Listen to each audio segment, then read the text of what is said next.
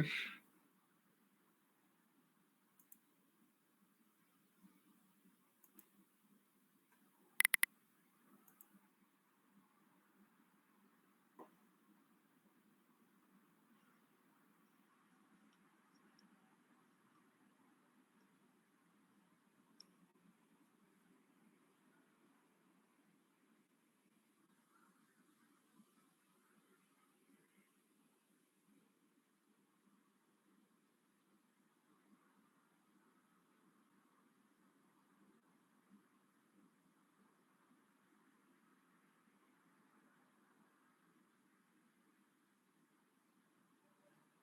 Mi responsabilidad no era máxima, ¿no? Mi responsabilidad era ayudarle al secretario de obras, pero yo no firmaba nada.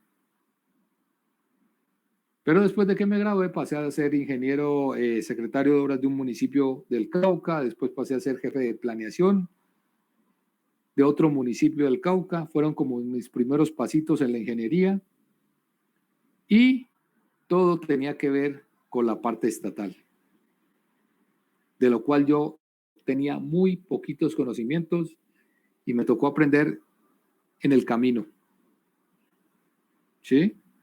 En el camino, enfrentándome a unas cosas que ya les voy a ir contando mis experiencias.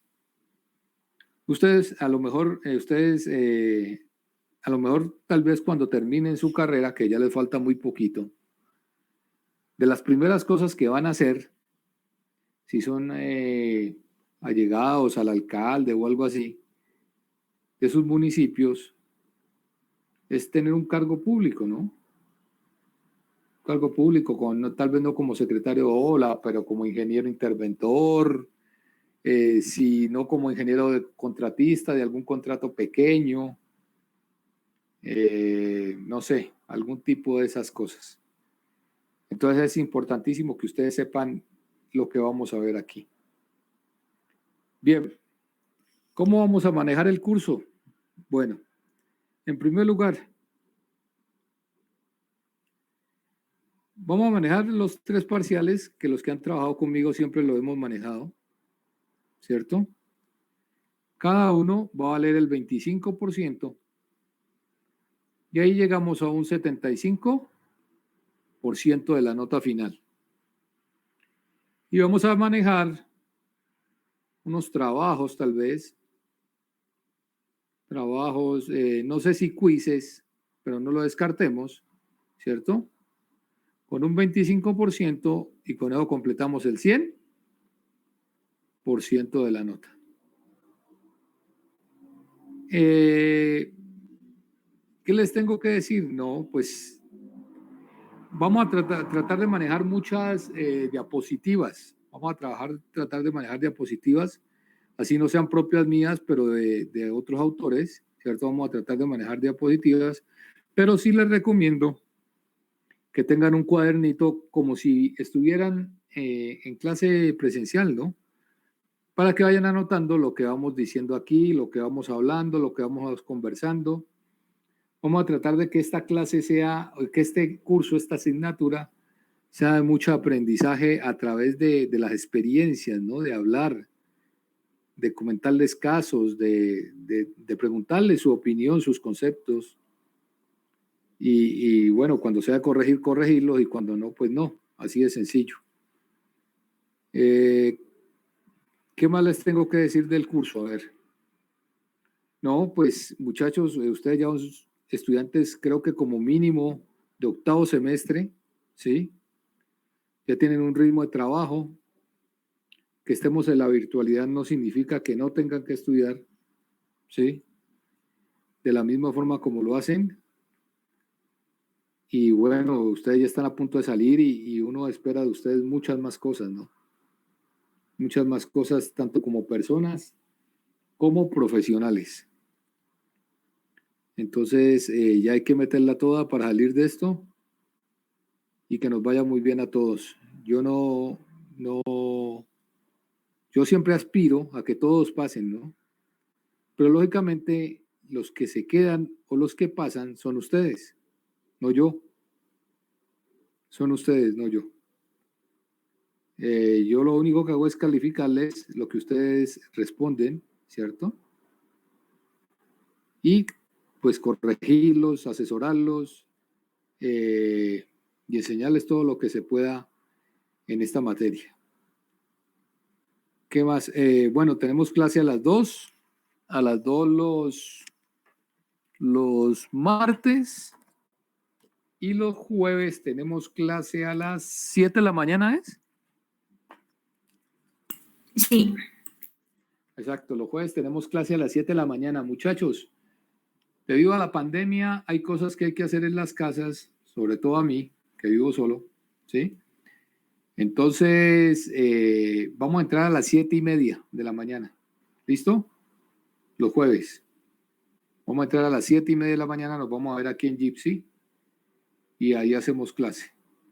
Las clases no necesariamente van a ser iguales a las clases presenciales. Habrán clases de 1 hora y media, clases de 1 hora, clases de 1 hora y cuarto, dependiendo de la necesidad que se tenga de la clase. Estas clases son mucho más desgastantes para nosotros los docentes porque con el fin de que ustedes no pierdan la atención, tenemos que prácticamente estar hablando continuamente, como lo estoy haciendo ahorita, por ejemplo. Entonces llega el momento en que la garganta no da más, ¿sí? Y si nos ponemos a pensar que tenemos 4 o 6 horas al día, pues llega el momento en que uno en realidad siente que tiene que parar. Pero lo que sí les puedo garantizar es que vamos a ver el 100% de los temas, ¿sí? El 100% de los temas y los vamos a ver con toda la rigurosidad del caso. Es decir, no se preocupen por lo demás. Bueno, ¿qué más les tengo que decir? No, esperar que ustedes pues la metan toda, como lo tienen que hacer ya a estas alturas de la vida, ¿sí? Para que nos vaya bien a todos. Yo vi que en la lista habían 21 estudiantes, no sé cuánto hay ahorita, porque no estoy viendo la pantalla de Gypsy, sino mi tablero. Y bueno, espero que todos asistan y aprovechen al máximo este curso. ¿Tienen alguna pregunta al respecto?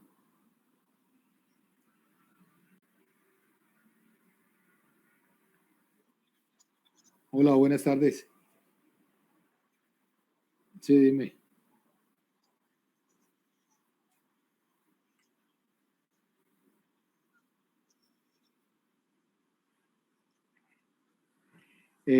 Ahí tenemos nosotros creamos la anterior clase un WhatsApp, ¿cierto? Un WhatsApp del grupo, un grupo en el WhatsApp, mejor dicho. Por ahí me las pueden enviar todas, muchachos. No tengo ningún problema en contestársela ahí. Si no, aquí en la clase también me la hacen. Personal, pues bueno, yo no sé, pues yo creo que el WhatsApp del grupo es para eso, ¿no? Ahora, si es algo ya muy personal, como decir un permiso o que no puedan asistir a algo, pues eso sí ya lo pueden hacer con mi celular que supongo lo tienen. Lo que sí les pido un favor es una cosa, muchachos. Después de las 6 de la tarde yo trato de desconectarme de todo esto para tratar de descansar igual sábados, festivos y feriados. Entonces, en esos días yo sí les pido el favor de que a no ser de que sea una cosa, pero supremamente urgente, pues ese espacio sí lo respetemos, ¿listo?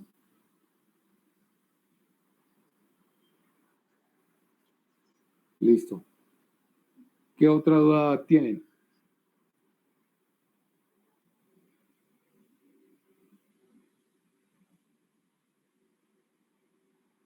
¿Ninguna?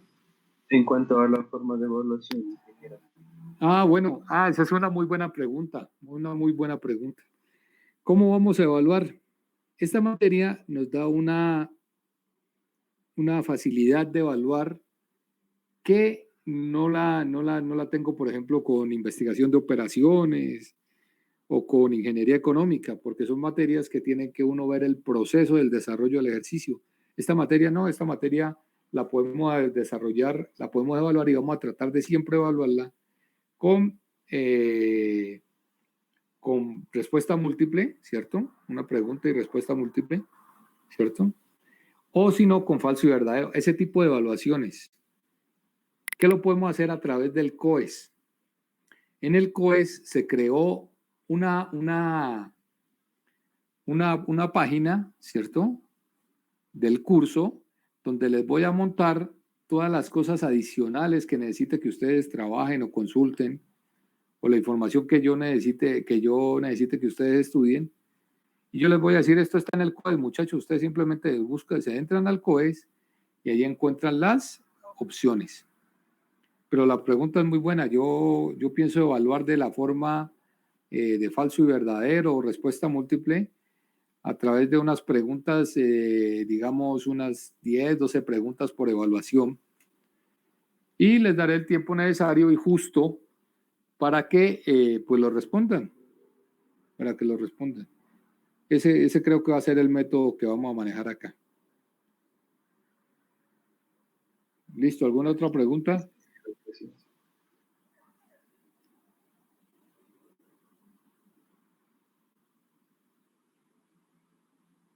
¿Alguna otra pregunta, muchachos?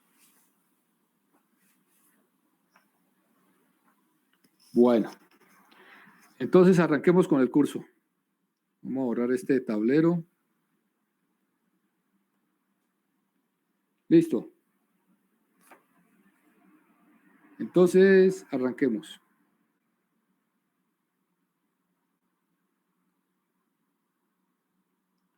Estatuto de contratación.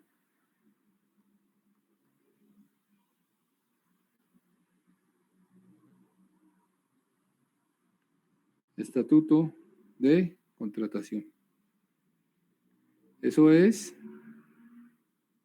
la ley 80 de 1993. ¿Sí? Bueno, ¿qué es un estatuto? Arranquemos por definir qué es un estatuto. Un estatuto, pues, es un conjunto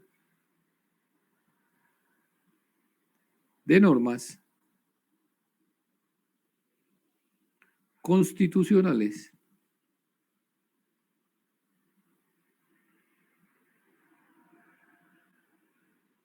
legales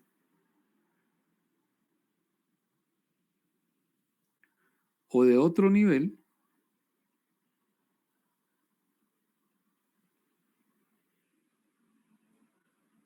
agrupadas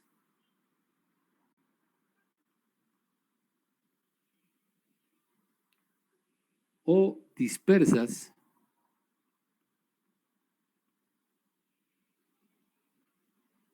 que regulan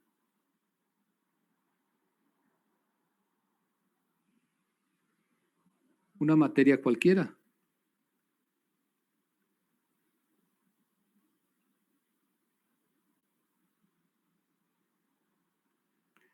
En este caso, lo que regulan es la contratación estatal, ¿cierto?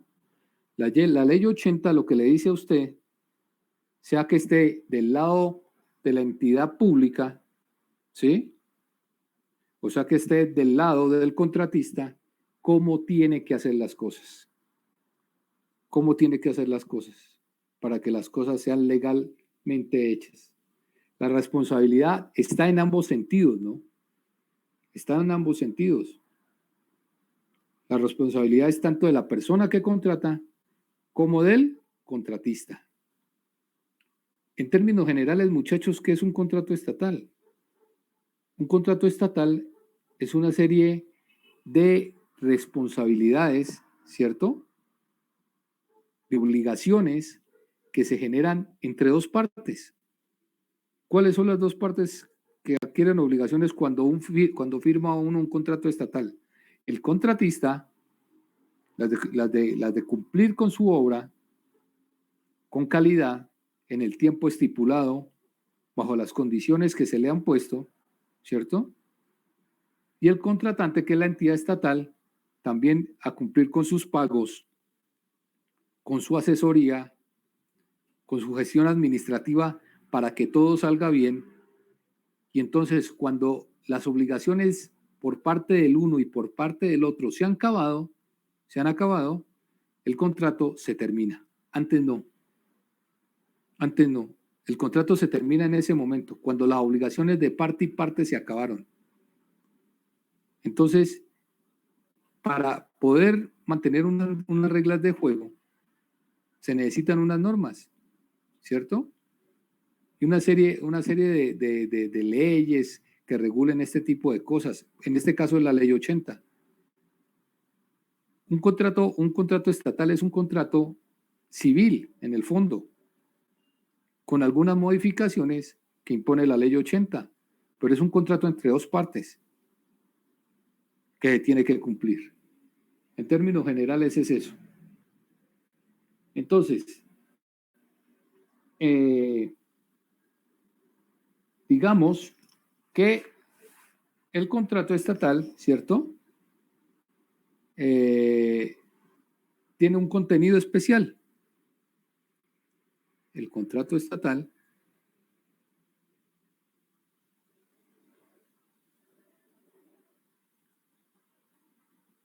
tiene un contenido especial.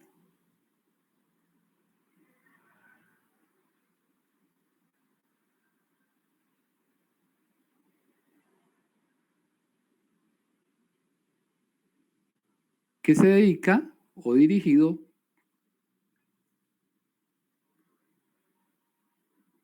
a la contratación con el Estado.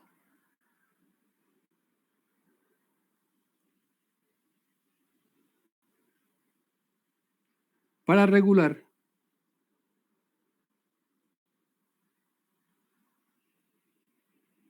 el régimen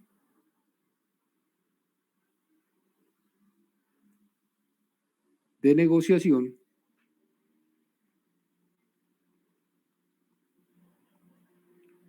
público. Es decir, para que todos hagan lo mismo. Para que todos hagan lo mismo. No para que cualquier persona haga lo que le venga en gana, ¿cierto? De eso se trata, de que sean todos iguales.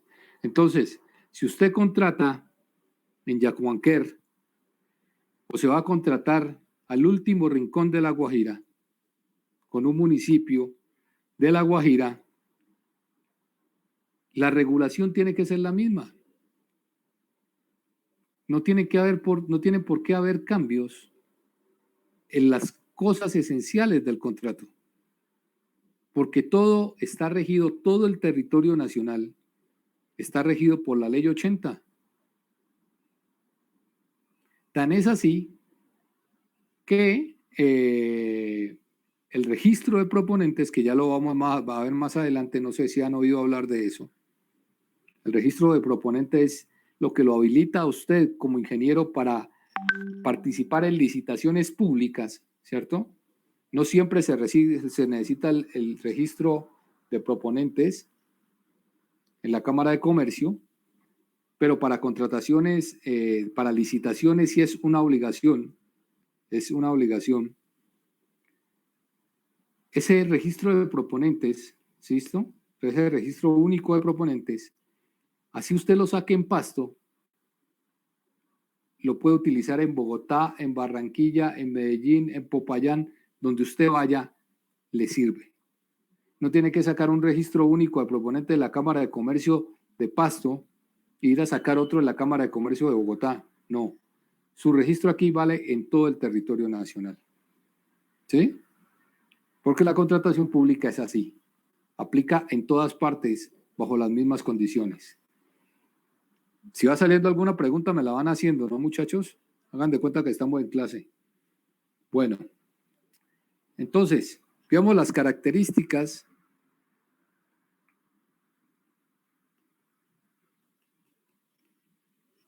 básicas del estatuto contractual.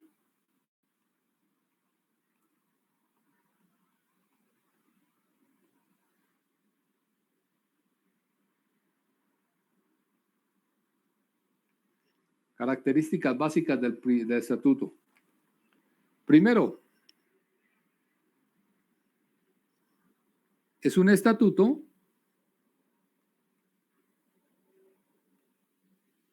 de principios.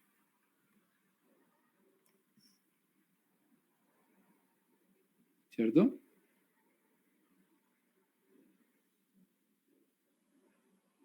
Los principios. ¿Qué son los principios? Los principios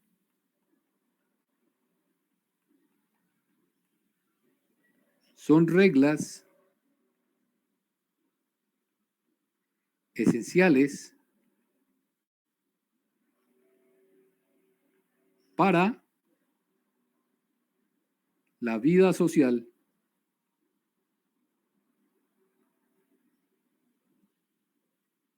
ordenada, segura, solidaria, pacífica y justa, dictados e impuestos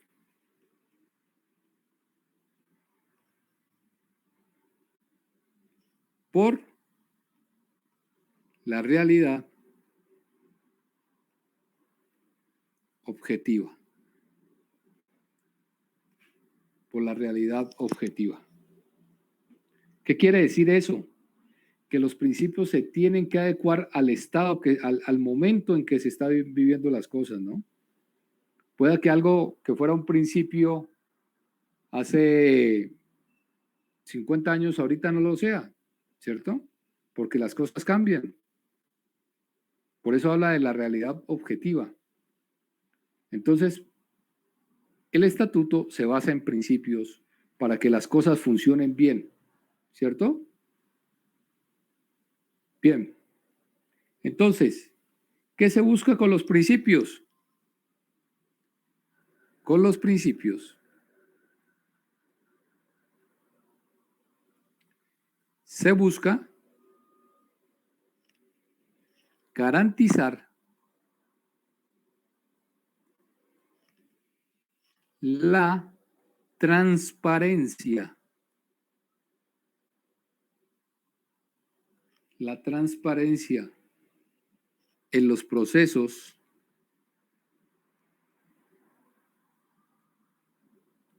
de selección.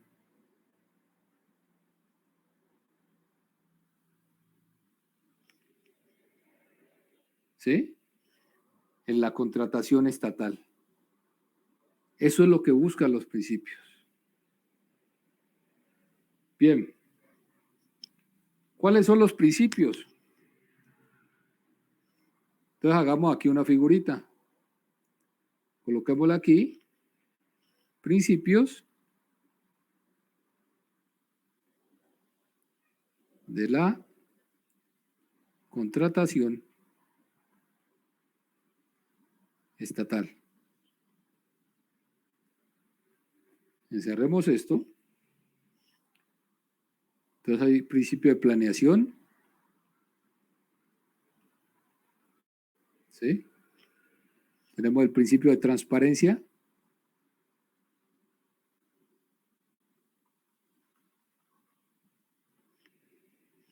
De responsabilidad.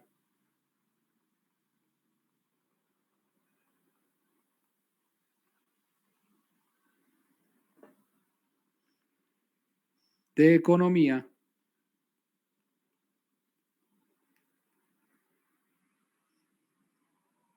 Y de selección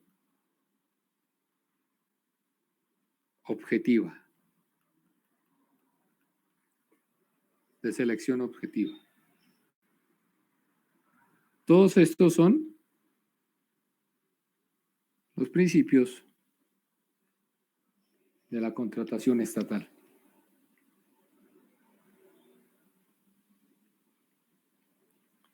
Entonces veamos. Hablemos un poquito de ellos. El principio de transparencia.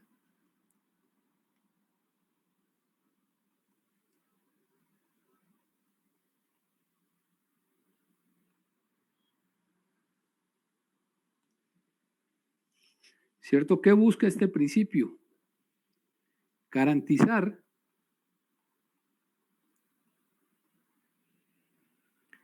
la imparcialidad,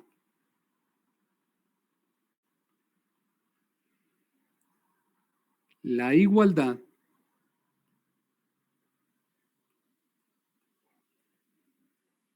de oportunidades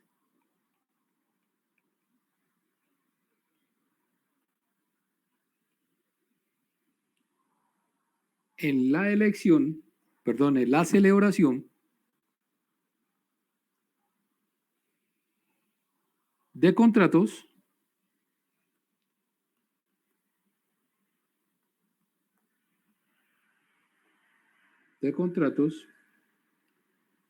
con entidades estatales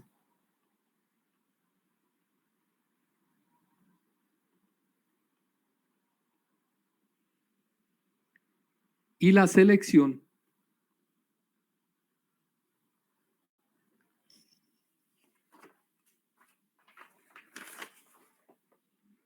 objetiva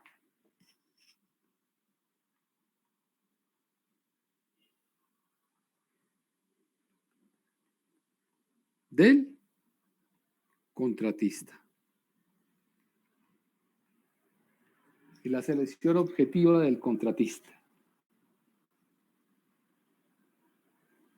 ¿Para ello qué se hace? Para ello se tiene que cumplir con una serie de cosas, ¿cierto? Pero ¿qué es lo que trata de evitar este principio en el estatuto?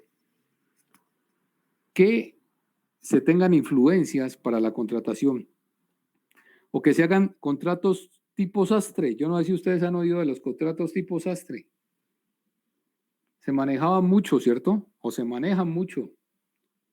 Y se lucha contra eso. ¿Qué es un contrato tipo sastre, muchachos? Que están hechos a la medida del contratista que la entidad estatal o el alcalde o el gobernador o quien se llame, ¿cierto? Quiere que se lo gane. Y eso va en contra de la ley, como ustedes lo están viendo. ¿Sí? Eso va en contra de la ley. Entonces, un contrato tipo sastre es ¿qué? Que la alcaldía de X municipio va a sacar a contrato la construcción de unos sardineles y unos andenes peatonales, digamos algo así. ¿Sí? Pero que entre los requisitos está que usted tenga un K de contratación altísimo. Ya vamos a ver qué es un K. Un K es como lo clasifican a uno como contratista, ¿cierto? A través de la inscripción en la Cámara de Comercio. Que le pidan un K de contratación altísimo o que pidan unos requerimientos ilógicos, unos requisitos ilógicos. Como que usted haya hecho 100 kilómetros de vía. Para hacer un andén no se necesita haber hecho 100 kilómetros de vía, muchachos. ¿Sí? Entonces, la transparencia está en eso.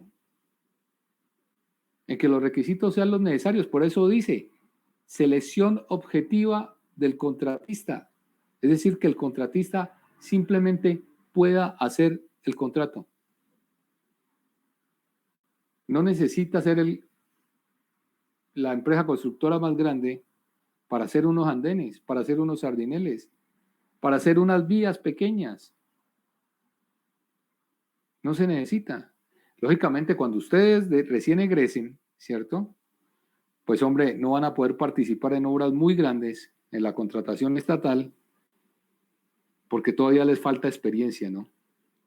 Es imposible que ustedes vayan a ver una represa, pues, que es de las obras de infraestructura tal vez más grandes que se pueden desarrollar dentro de la ingeniería.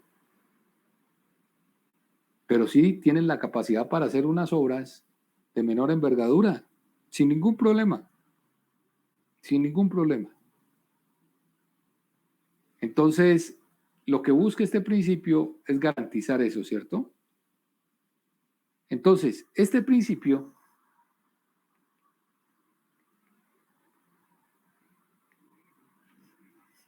tiene 3 puntos fundamentales.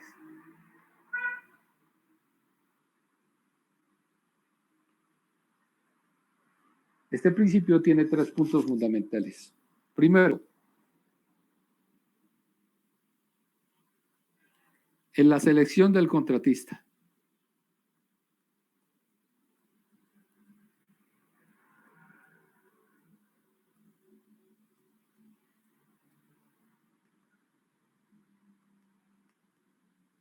Recording is on. En la selección del contratista. ¿Cómo trata el principio de ser aplicado? ¿Cierto? A través de licitaciones o concursos públicos. Concursos públicos. ¿Cierto? Y solo hay excepciones a la regla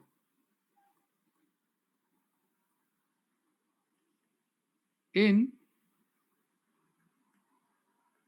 casos de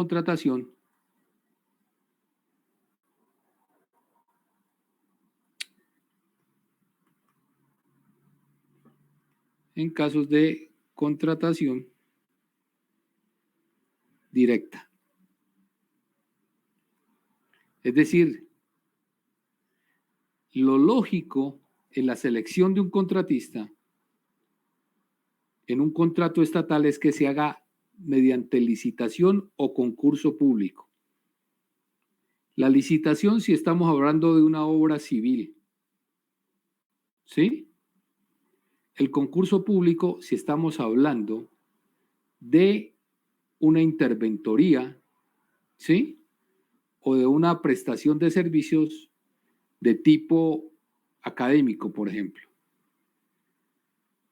Cuando estamos seleccionando a un contratista o a una persona por sus capacidades intelectuales, no estamos hablando de una licitación, estamos hablando de un concurso público. Nosotros, los docentes tiempo completo de la universidad, fuimos seleccionados a través de un concurso público, un concurso de méritos, ¿cierto? Donde no nos medían ni la capacidad económica, ni la capacidad administrativa, nada. Simplemente qué sabíamos del tema. Entonces, las licitaciones son para las obras públicas y los concursos son para selección de méritos. ¿Sí? Eso lo podemos ir teniendo en cuenta desde ahora. Y lo normal en una contratación pública es que sea una licitación. De ahí se parte. Lo que pasa es que no se aplica muchas veces. No se aplica ¿por qué? Porque los contratos pueden ser de menor cuantía, ¿sí? Los contratos pueden ser, estar bajo diferentes modalidades que ya las vamos a ver, que son excepciones a la regla. Entonces no se hace una licitación, sino que se hace otro tipo de contratación. Pero se parte siempre de que lo ideal es una licitación.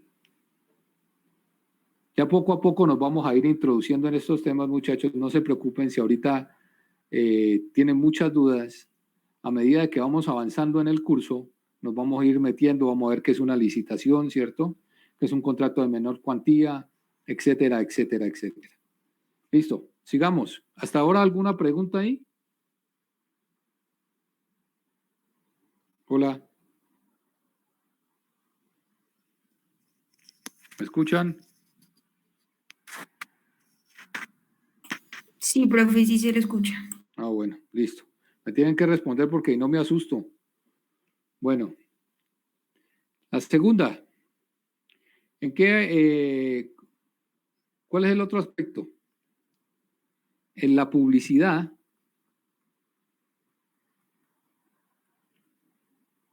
de las actuaciones.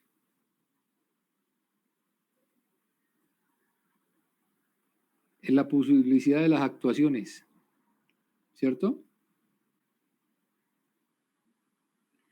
¿A qué se refiere esto? A la publicación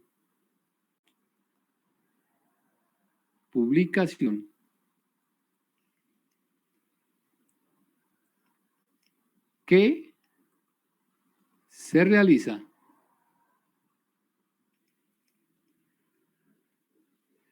de los hechos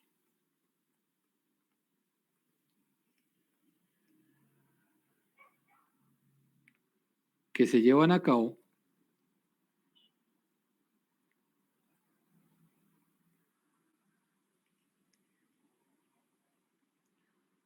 por medio de copias de actuaciones. Es decir, todo lo realizado durante la contratación estatal, durante un contrato estatal, es de libre acceso a todo el mundo. Es algo público. Es algo público. No se puede sacar a licitación un contrato a escondidas. ¿Sí? Las elecciones tienen que estar abiertas a todo el mundo. La elección objetiva del contratista tiene que ser algo supremamente abierto. Supremamente abierto. Donde todo el que quiera sepa por qué se eligió al contratista. ¿Sí? ¿Por qué se eligió al contratista? La publicación del contrato, las pólizas, todo, muchachos, todo es abierto. No pueden haber cosas debajo de cuerda. No puede haber nada debajo de cuerda. Este principio de la ley 80, ¿sí? Busca eso, busca la transparencia. Y la transparencia tiene que ver con que todo esté abierto a la persona que lo requiera. Eso es importantísimo. La tercera es la objetividad. Licitud y proporcionalidad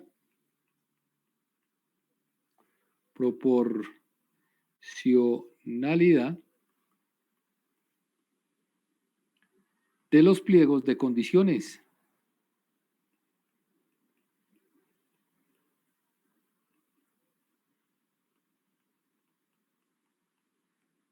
¿Sí? Según las obras. Según las obras. ¿A qué se refiere? Objetivo. Es decir, que tienen que ser claras las cosas en el contrato. ¿Sí?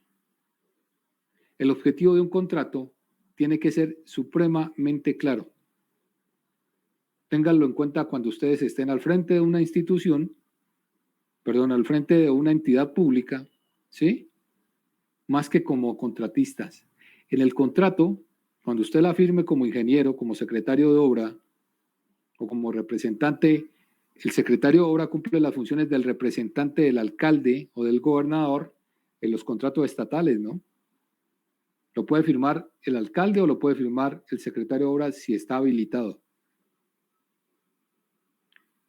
El objeto del contrato es algo sagrado, muchachos, y por eso debe ser supremamente claro. Supremamente claro. No es decir, desde la esquina del parque hasta el cruce de la calle Cuarta, va la pavimentación. No, eso no debe ser así. Debe decir desde la esquina de la calle Cuarta con carrera novena hasta donde, bueno, las especificaciones exactas. Y una cosa que les vaya quedando claro de una vez, los objetos de contrato no se alteran. No se alteran. Cuando usted está variando, cuando usted después de firmado un contrato y sacado un contrato a licitación, altera el objeto del contrato, es decir, lo que tiene que hacer el contratista, está cometiendo una falta grave. Una falta grave. ¿Sí? No es que yo diga, vea, hoy me pavimenta de aquí, de esta cuadra a la otra, y el otro día le digo, no, mejor pavimentemela de aquí a acá. No. Ustedes cuando ya sacaron el contrato a licitación, ¿sí? O a contratación directa o a cualquier otra modalidad, eso tiene que ir ya fijo.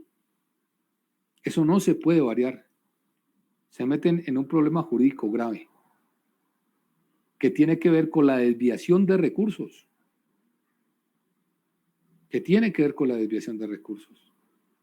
Porque se entiende que los recursos que estaban destinados a una parte específica de una obra se están desviando para otra parte no específica de esa obra.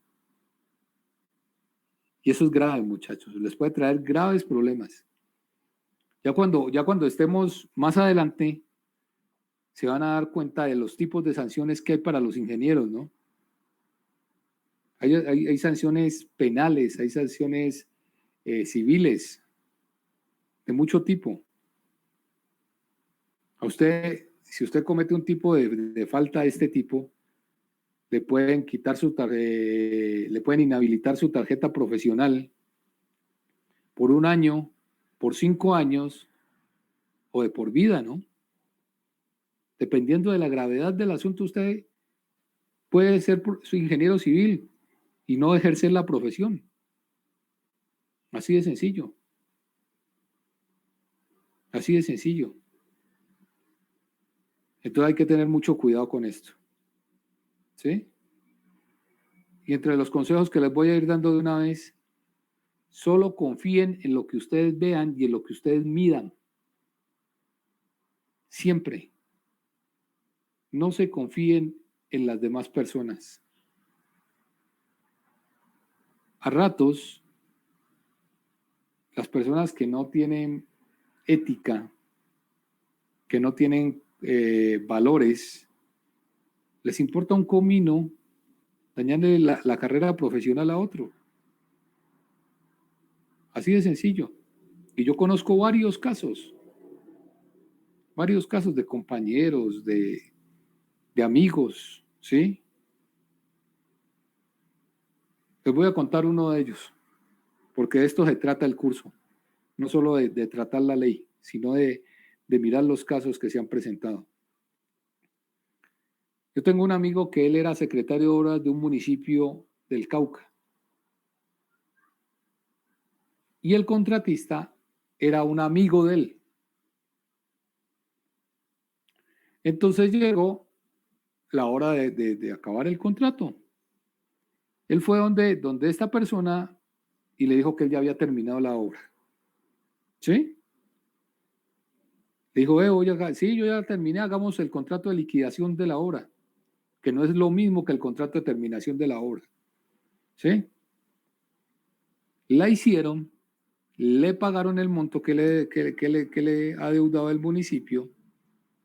¿Y qué sucedió? Que a esta persona le faltaba hacer, creo que era una cuadra, como 100 metros de pavimentación de la vía todavía. No la había terminado. La comunidad se dio cuenta de que se había pagado la obra sin haberla terminado, colocó la queja en la Contraloría investigó y a él le suspendieron la matrícula profesional por 5 años. O sea, durante 5 años no podía firmar ni un presupuesto. A pesar de que después él ya habló con la persona encargada de la obra y él la terminó y todo se remedió, la sanción fue de 5 años de la tarjeta profesional. ¿Sí? 5 años estuvo inhabilitado. Profe, Sí. una preguntita, verano. Y cuando en un contrato, bueno, uno ya es uno como contratista, y en el contrato existen modificatorias y el contratista las realiza, cuando la empresa no quiere responder por eso, ¿qué pasa en esos casos? A ver, ¿cómo es que es otra vez la pregunta más suave? Que no la entendí muy bien. Por ejemplo, bueno, hay un contrato de un polideportivo.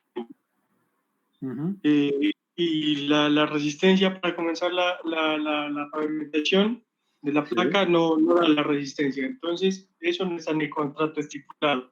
Y uno tiene que hacer ese mejoramiento. Ajá. Después, a la hora de entregar, cuando uno ya está en el contrato la modificatoria y la empresa no se quiere hacer responsable por eso, ¿qué pasa en esos casos? Esa es una buena pregunta. ¿Qué pasa en ese tipo de cosas? Miren, uno arranca con un objetivo, un objeto del contrato definido, ¿cierto? La calle, la vía, el acueducto, el edificio, lo que sea. Sobre eso hay unos términos de referencia y hay un presupuesto. Es decir, ustedes van a saber qué van a hacer, ¿cierto? Les van a decir, bueno, el contrato de la losa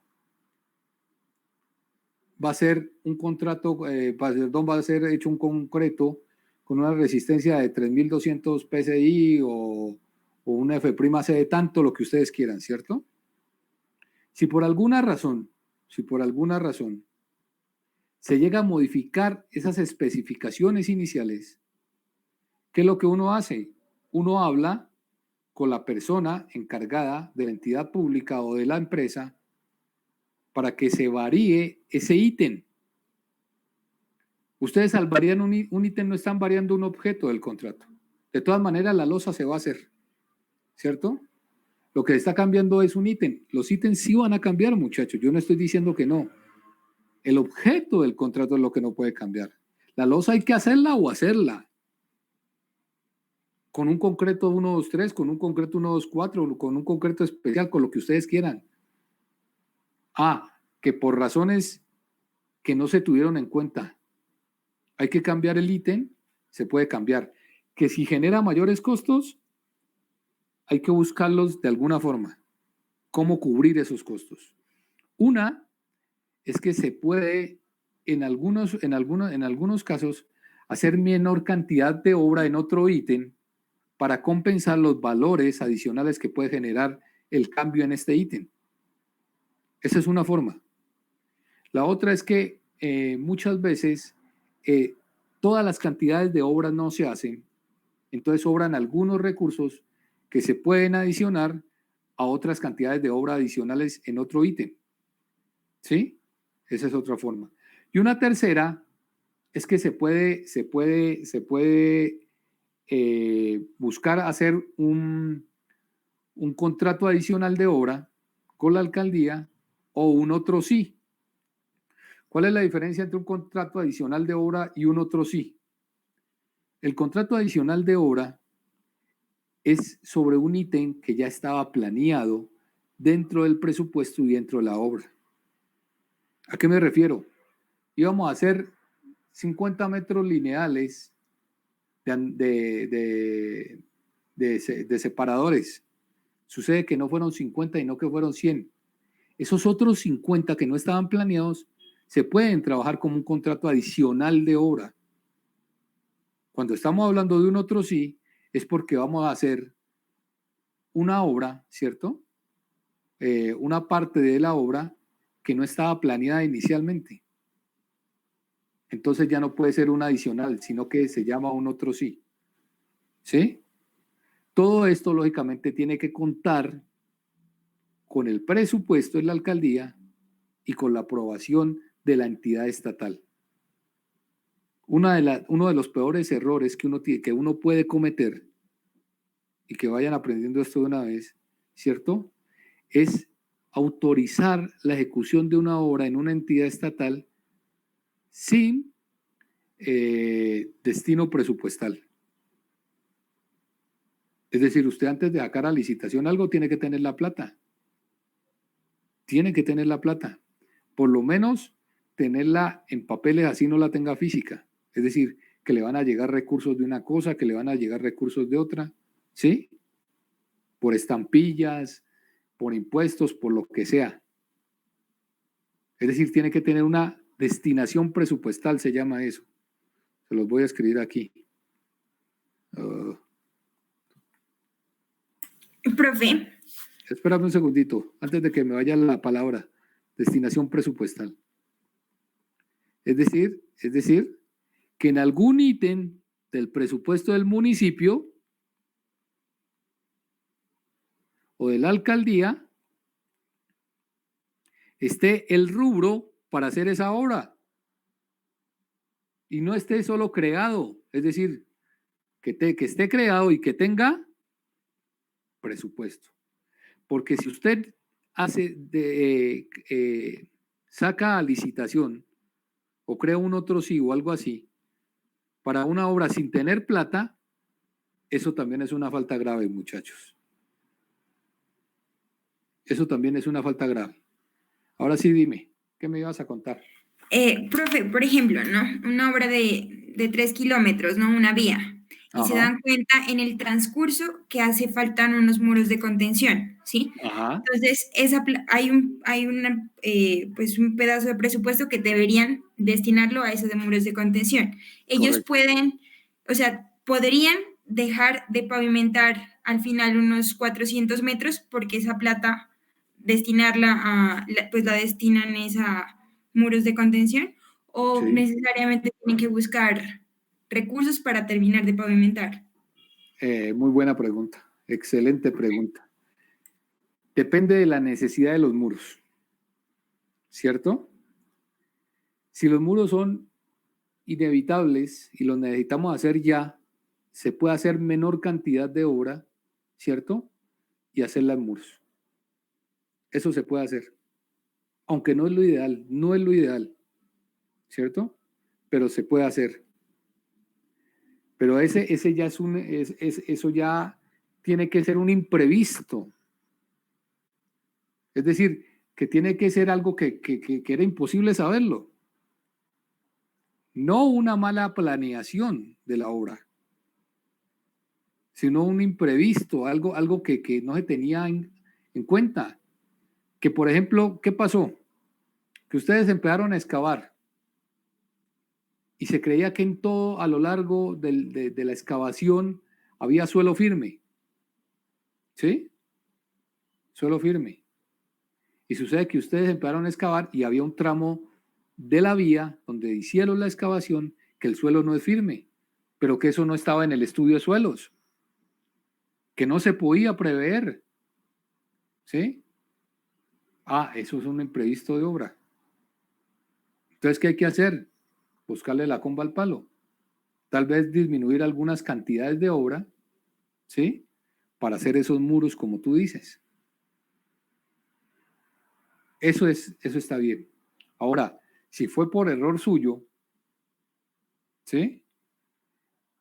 De que se suponía que había que hacer esos muros y usted no los tuvo en cuenta, pues igual, tal vez habrá que hacerlos, pero eso le puede traer a la persona una sanción disciplinaria.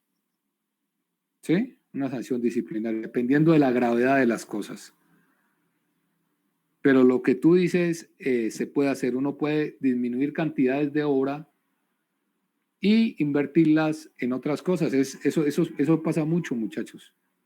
Eso pasa mucho. Es como cuando uno va a excavar, ¿cierto? Y hizo pilotajes y todo le salió un suelo blando. Entonces uno feliz. Y llega el momento en que mete la máquina y encuentra roca. No es lo mismo excavar en arcilla que excavar en roca.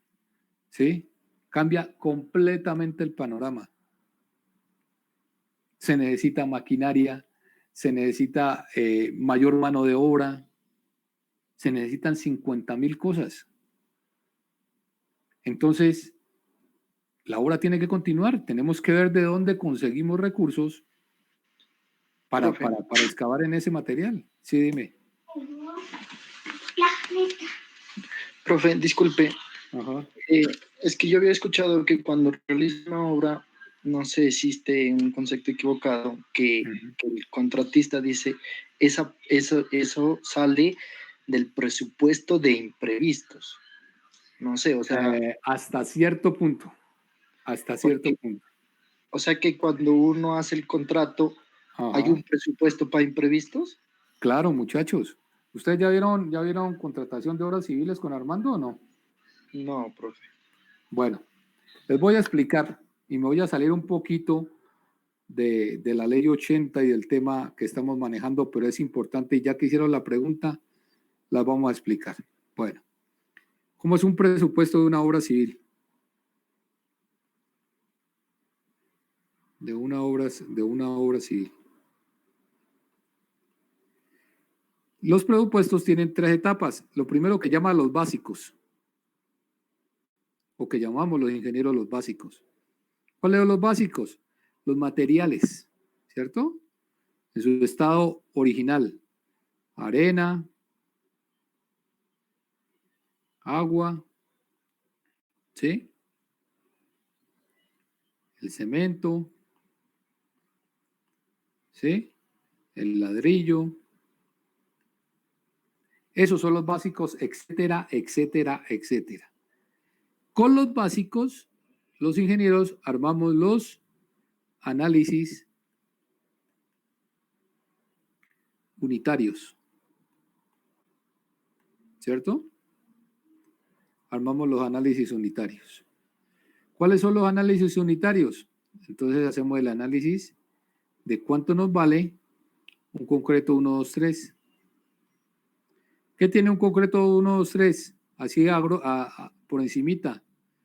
Necesitamos agua, tantos litros. Necesitamos arena, tantos metros cúbicos. Necesitamos grava, tantos metros cúbicos. Necesitamos lógicamente el cemento. 7 sacos en 1, 2, 3, ¿cierto? Y vamos a necesitar también mano de obra y, para este caso, herramienta menor. ¿Sí? Entonces, ya con los básicos, sacamos lo que es el presupuesto de obra.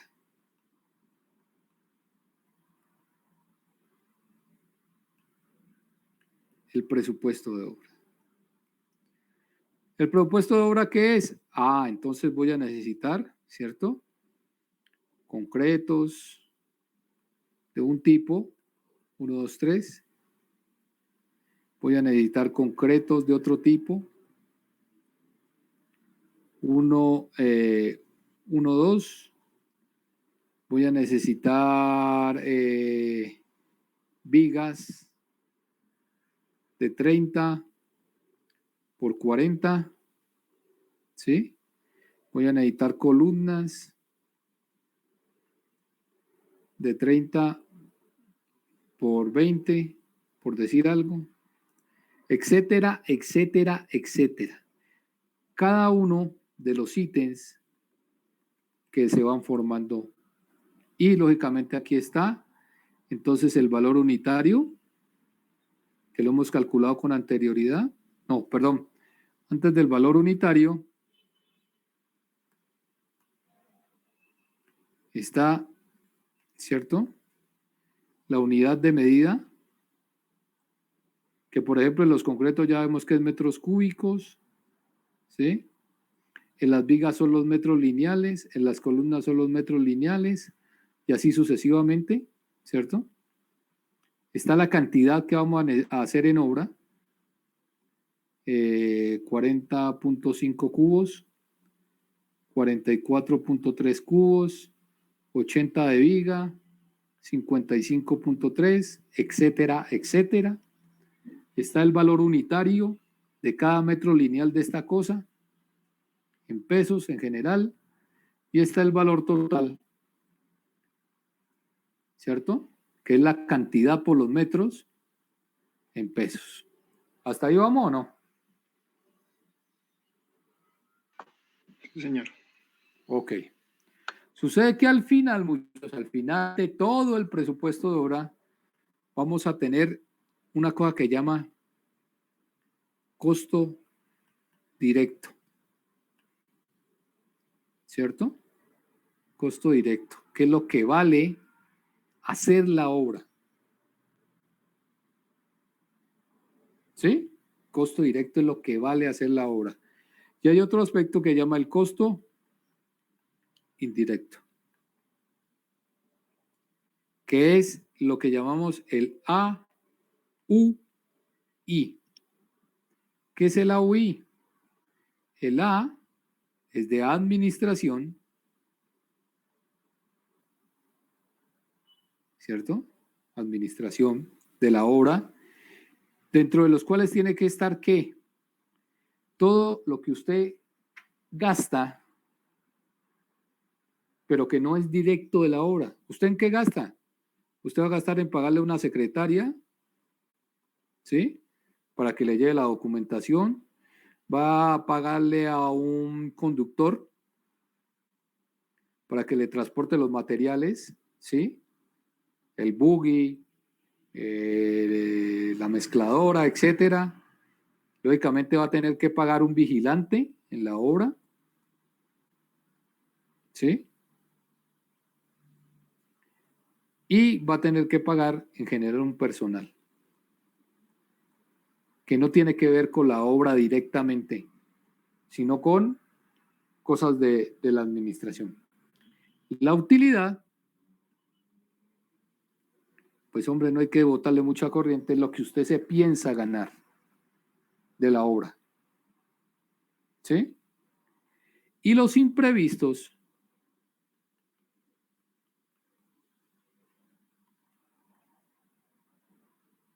son, como su nombre lo dice, cosas que no estaban planeadas, pero que hay que hacerlas en la obra. Pero estos imprevistos, muchachos, estos imprevistos son imprevistos pequeños, son cosas pequeñas, ¿sí? Que sucede que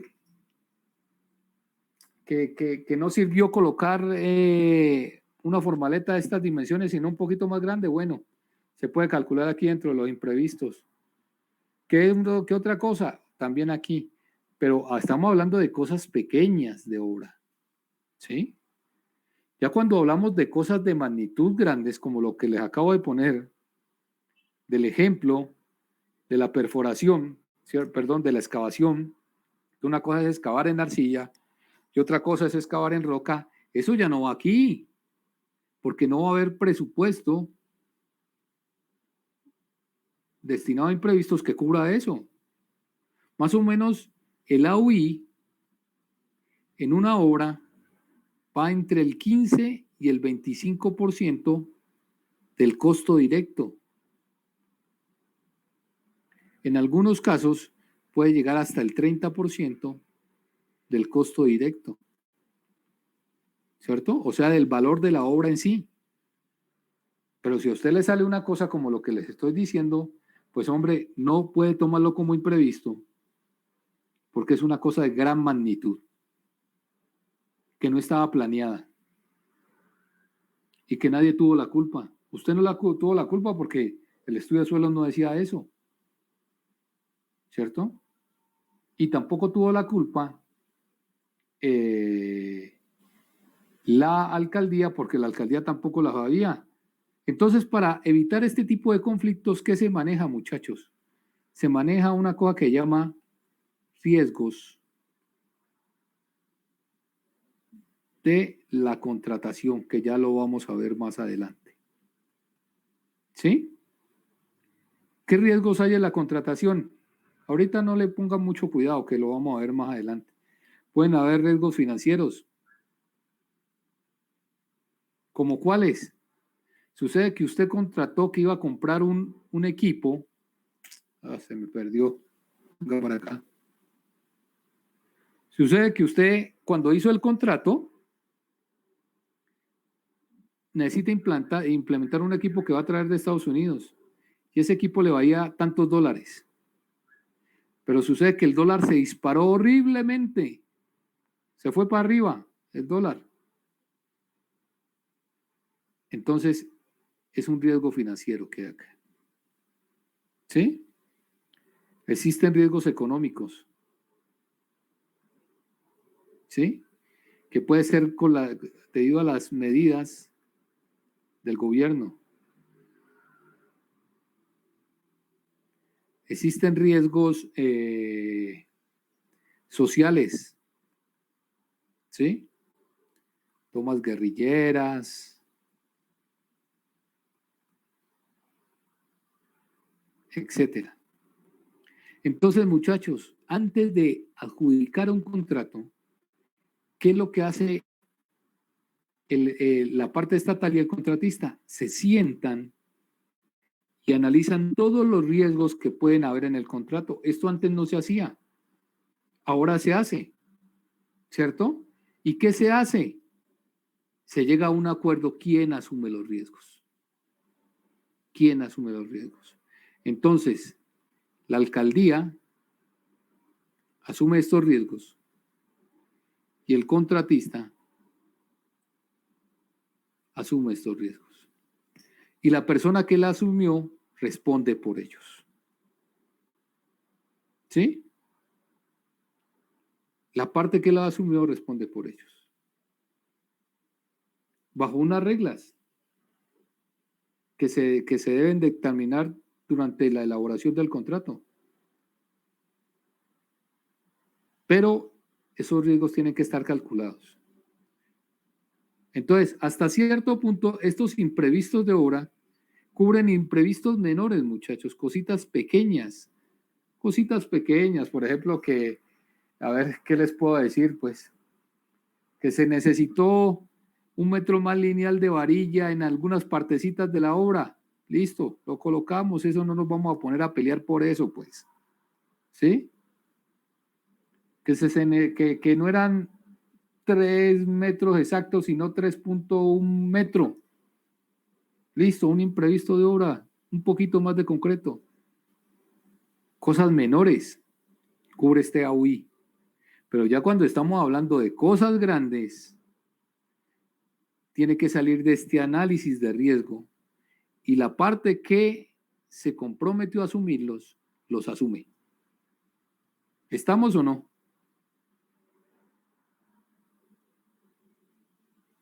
Hola. Sí, profe. Sí, señor. ¿Les quedó claro?